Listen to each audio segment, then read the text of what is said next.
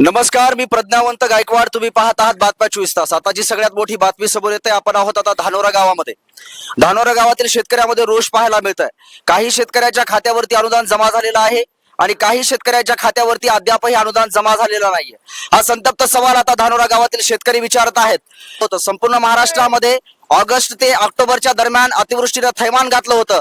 त्यातच शेतकऱ्यांच्या कष्ट आणि घाम हा वाहून गेलेला होता. त्याचबरोबर मुलांसाठी जमवलेली फीस, शेतकऱ्यांनी काबाड कष्ट करून मिळवलेली फीस सुद्धा त्या पाण्यामध्ये वाहून गेली होती. संबंध महाराष्ट्रामध्ये अतिवृष्टीनं थैमान घातलेलं असताना सुद्धा शेतकऱ्यांकडे कोणी पाहायला तयार नाहीये. शेतकऱ्यांच्या पाठीशी उभं राहणारं शासन आहे का शेतकऱ्यावरची अवहेलना करणारं शासन आहे, असा संतप्त सवाल आता धानोरा गावातील शेतकरी विचारतायत. या संबंधीमध्ये आपण जाणून घेणार आहोत. आपल्यासोबत आहेत धानोरा गावचे शेतकरी. यांच्यासोबत आपण चर्चा करणार आहोत की नेमकं त्यांचं अनुदान कशामुळे रखडलं गेलंय, या संदर्भामध्ये काय सांगता येईल का? सर, मी मारुद्र भीमराव पाटील, हॅलो, धानोरा बुद्रुक. मी वारंवार तलाट्याला माहिती देऊन सुद्धा माझं अनुदान आलेलं नाही. अनुदान तरी अनुदान जर नाही आलं तर आम्ही जीवाचं काहीतरी करून घेऊ त्यांच्याकडे. शेतकऱ्यामध्ये रोष पाहायला मिळतोय. शेतकरी जीवावर बेतलेला पाहायला मिळतोय.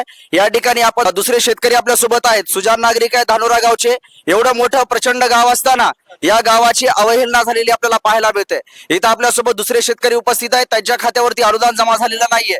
हे अनुदान कशामुळे जमा झालं नाही, हा संतप्त सवाल आता शेतकरी विचारतो. या संदर्भामध्ये जाणून घेऊयात की नेमकं काय त्रुटी येते. त्यांचं म्हणणं आहे तलाट्यांना वारंवार सांगूनही त्यामध्ये त्यांनी दखल घेतलेली नाहीये. तलाट्यांचा कुठेतरी बेजबाबदारपणा हे शेतकऱ्यांना भोवतोय का आणि तलाठी यामध्ये दिरंगाई करतायत का, या संदर्भामध्ये अधिकची माहिती आपण जाणून घेणार आहोत. आपल्यासोबत दुसरे शेतकरी आहेत. काय सांगता येईल का? आणखीन पण आम्हाला अनुदान मिळालेलं नाही. दीपावलीच्या अगोदर भेटणार होतं, ते आणखीन पण भेटलेलं नाही. मग ह्याच्यावर पर्याय काय? आता शासन शेतकऱ्याला जगू देणार आहे का नाही? हा, आणि तलाट्याला फोन लावला तर 12 महिने फोन बंद असतोय. आधार कार्ड घेऊन या म्हणलं, ते आधार कार्ड घेऊन 2-3 वेळा बी जाऊन चेक केलं तर कॉम्प्युटरला तुमचं नाव फीड आहे म्हणते. पुन्हा आताच फोन आलता, फोन केलतो तर मला म्हणले की आता तुम्ही आधार कार्ड घेऊन अहमदपूरला या. म्हणजे घडी घडी शेतकऱ्यांना तेच काम करायचे का? आणि मोठ्या मोठ्या शेतकऱ्याला पडले, तीनदा पैसे पडले ना. एकर दीड एकर वाल्याला तर चाराने सुद्धा पडलेले नाहीत. आणखीन त्या शेतकऱ्यानं करायचं काय? गोरगरिबानी, आमच्यासारख्या गोरगरिबानं करायचं काय? या संदर्भामध्ये शेतकऱ्याकडून जाणून घेतलं तर त्यांचं म्हणणं आहे तलाट्याला आम्ही वारंवार सांगून सुद्धा तलाठी यामध्ये काही दखल घेताना आपल्याला पाहायला मिळत नाहीयेत.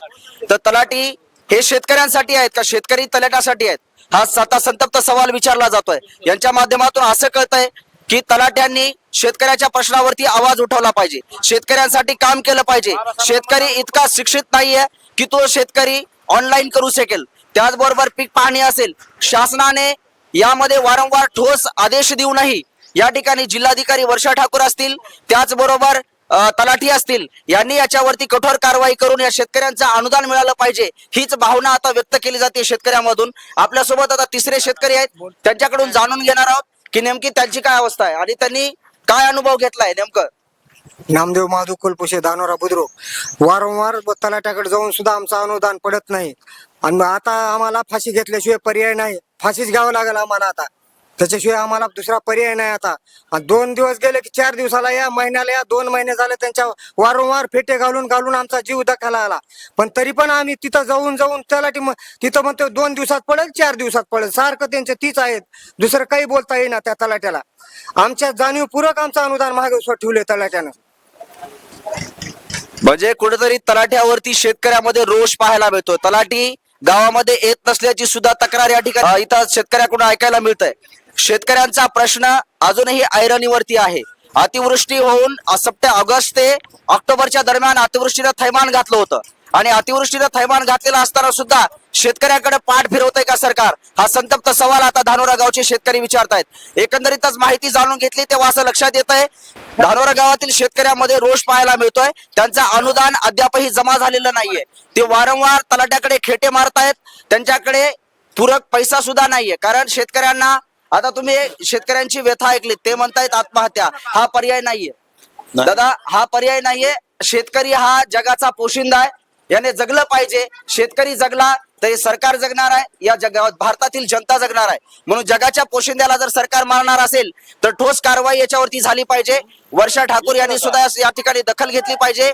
त्याचबरोबर त्यांच्या प्रशासनातील जे अधिकारी असतील त्यांनी सुद्धा या गाव पातळीवरती येऊन एवढ्या मोठ्या गावामध्ये जी अवहेलना झालेली आहे ती शेतकऱ्यांकडून आपण त्यांची व्यथा ऐकली. या संदर्भातली अपडेट्स आपण बातम्या 24 तासच्या माध्यमातून घेतली. बातम्या 24 तास वरती आपण नवीन असाल तर कृपया चॅनलला सबस्क्राईब करा आणि बेल आयकॉनला मात्र प्रेस करायला विसरू नका. अशाच प्रकारचे नवनवीन व्हिडिओ आणि अपडेट्स मी चॅनलवरती घेऊन येत असतो. तुर्तास कॅमेरामन दिनेश कांबळेसह प्रज्ञावंत गायकवाड, बातम्या 24 तास.